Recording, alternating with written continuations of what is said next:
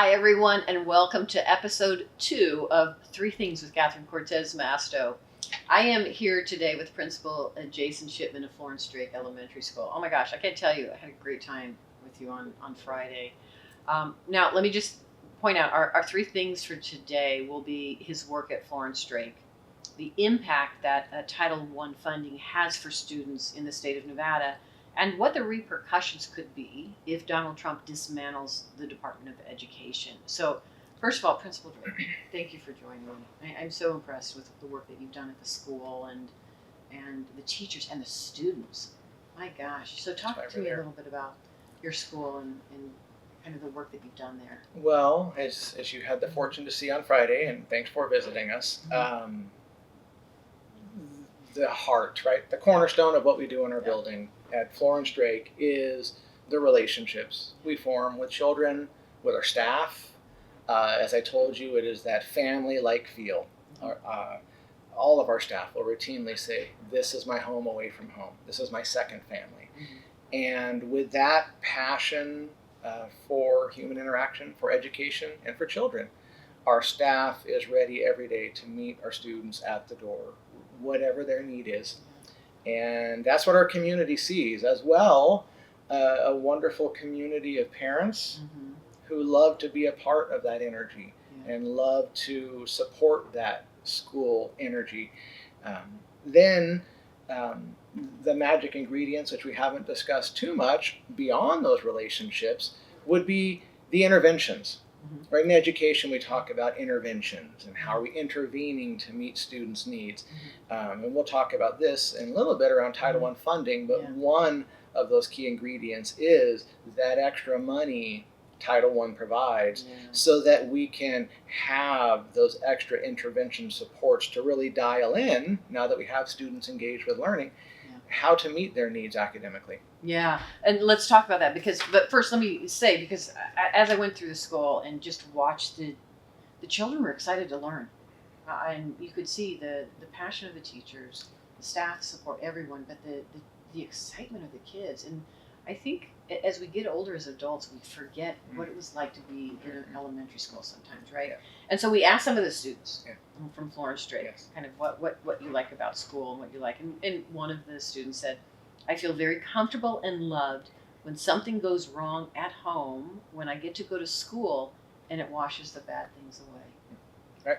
Yeah, I mean, isn't that what some of this is about? Out of the mouth of the children we love the most, right? Yeah. So talk to us about Title I, because people don't understand what a Title I school. And by the way, there's 200 in the state of Nevada, but talk a little bit about that. So Title I schools, as we think of the state of Nevada, but anywhere, are schools that are measured by, I can't think of a better word to say this, but a poverty index. So communities where families are struggling more for whatever need.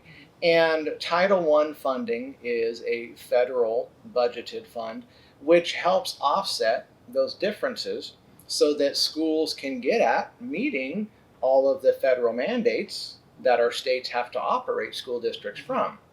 That funding helps us with feeding students at school so that there's never a hunger issue. It helps us with providing for all of the resources for students, right? At a Title I school, I wish that we had the financial capacity within our families to provide all of those resources, but it is so important that we are able to offset the supplies that the students need throughout a year so it's not one extra burden on the families. And then most importantly, as every Title I administrator will agree, or teacher, staff, is how we can use that Title I funding to provide personnel, highly qualified personnel, to reduce teacher-to-student ratios. And that's where that magic, right? That's where the funding meets the magic. That's right. And people, for purposes of just getting people to understand, Title I funding really brings to certain neighborhoods that are not wealthy neighborhoods, where you have really the revenue source of maybe parents and to fund the supplies for the school, to fund a nice building, to fund the internet, to fund all of the things that are coming in a wealthy neighborhood for that school. The Title I funding helps bring those similar dollars into a kind of poor neighborhood, Yeah. so the kids are not discriminated We against like when to it comes say to their it's- education. It's right? an attempt at leveling the playing field. That's right. That's right. Right. And that's what this is about, because we know, unfortunately, we would all love to have neighborhoods where everything could be funded. I and wish all the every funding neighborhood were. Yeah, exactly. We all wish it were. Yeah. Yeah. And that's the key here. There's been a lot of talk and thank you for joining me, the joint address. Thank you. Because there's been a lot of talk by this current administration that the current president wants to eliminate the Department of Education. And then I just saw a quote from the new secretary that just was voted in yesterday of Education, that she not only supports the president's elimination of the Department of Education, that she wants to return education to the states. I'm not quite sure what that means, but in any case, talk to me about the concerns.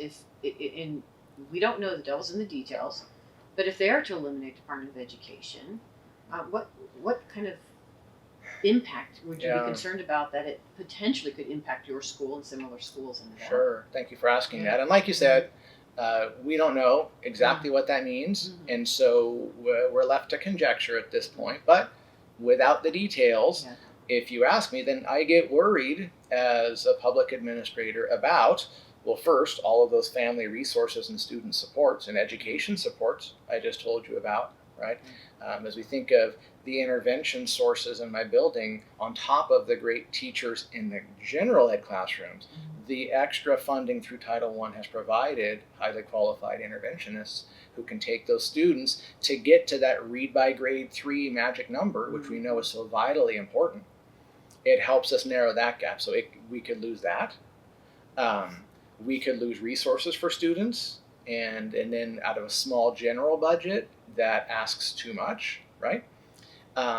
As well as we think of it beyond Washoe County, beyond the state of Nevada. If you ask me as a public administrator in Nevada, then I do get worried about things that we all agree and believe in education, like federally mandated acts, right? The rules and guidelines that as a state entity we operate our buildings throughout a policy, like our ESEA and all of our other education acts. You had mentioned special education acts. Acts that are in place to protect the needs of our most impacted students. And Florence Drake Elementary, as you well know, recently received the highly distinguished Title I School Award through ESEA, and that was specifically through the Category 3 piece of improving academics for our most impacted students. So we are critically looking at our most impacted students and trying to find out how can we service their needs. We wouldn't be able to make as much difference without that Title I funding. As well, Nevada being a West Coast state, we routinely have students coming to us from California, Arizona, Oregon, Utah, and vice versa. So as these students travel between state lines or from out of country to us, we don't know what consistent supports they're able to be provided, specifically from another country. But when they come to us from other states, that's where federal mandate helps, like an individualized education plan, special education rights. So they're setting the standards across the country so that at least there's a level of standard of education for every child, no matter where they may be living in the United States. We're trying to work on that in a school district level and throughout all of our buildings to try to continually work toward consistent delivery of education. And at the state level, we're looking then across the operating policies we all have to fall under, and that does impact us at the school level. So there's been a lot of talk of, well, let's return it to the states. I don't know what that means. There's been some discussion, well, let's just do block grants. Let's just send block grant funding from the Department of Education to the states and let the states decide how they want to use it. What would you have a concern with that? So, just recently one of my teachers said, well, why don't we look into a grant for that? And I really appreciate that teacher who said that, because that was a wonderful idea. As I know, as a public administrator, my skill set is not in drafting grants. There's a grants department in my district who can help me with that.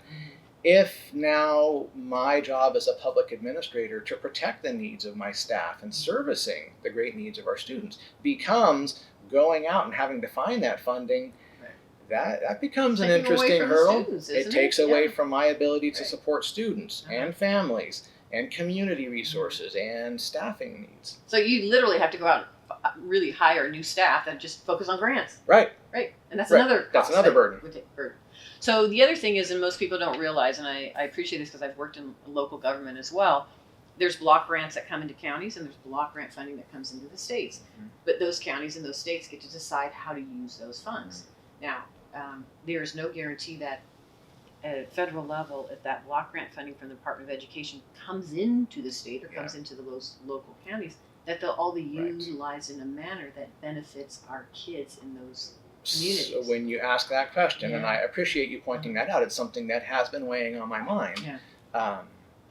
When we think of the state of Nevada, right, we know that two counties constitute the majority of the population of our state.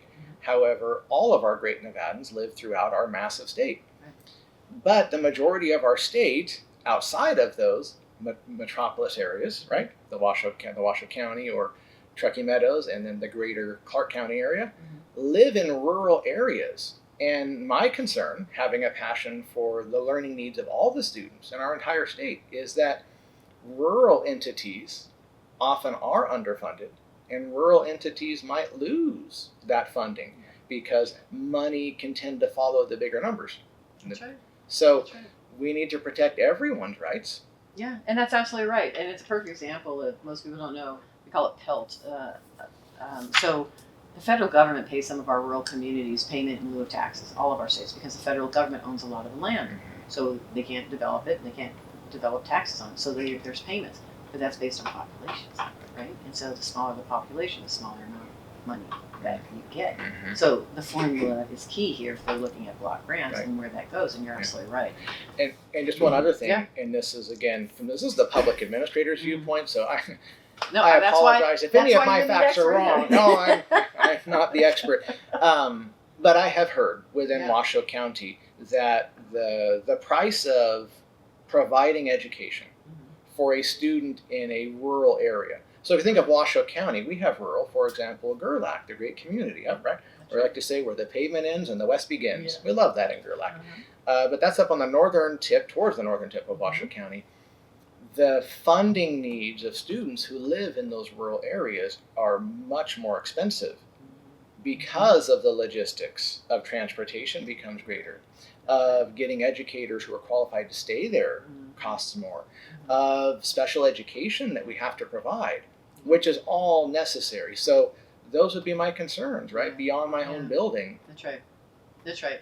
And let me just say for those folks that might be listening, because there's no doubt that these federal agencies can be streamlined, right? Sometimes there's over-regulation, sometimes there's overreach, right? Sure. And there's a way that we should be figuring out how to streamline them and make them work better and to the benefit of our kids. Yeah. But it doesn't mean we eliminate them altogether. No. And that's what I'm concerned what we're seeing here now. Yeah. Yeah. And as a school administrator, I do that. I'm looking at my budget, That's right. however small or large, and I'm streamlining to maximize that efficiency. But if we lose more and more and more, right, there's only so far a dollar can go. That's right. Well, first of all, I have to say thank you. Thank you for, honestly, thank you for doing what you do as a principal, as a teacher, as somebody who believes in making sure our kids have access to that great education and taking care of our communities and our kids that live within those communities, no matter where they live, and believing in that mission. Thank you. Thank you. And Because thank you to my important. incredible staff. I do want to put them right out in front of this, and our amazing community. It takes all of us together. I so appreciate it. Thanks for joining me, and thanks for joining me tonight. Thank you, Senator. You got it. Got it. So, before we go, as I have said in the past, it's time for the missing minute. So today's missing minute is actually very fun for all of us in Nevada. In case you missed it, our state was selected to provide this year's Congressional Christmas tree. Now, the tree will come from the Humboldt-Toyabe National Forest and will make its way to our nation's capital in this December. But before then, we've got some work to do to decorate it. The Forest Service is asking for people to create ornaments for our trees. So I'm going to reach out to your students. I know I'll be making one, and my staff will be making one. I hope you'll join me as well. I know the principal and the team at Florida Strike, they're going to help us with ornaments. So For all of you listening, if you want to join in, here's some more information about how to take part. All right, thank you everyone. See you next time on Three Things with Catherine Cortez Masto.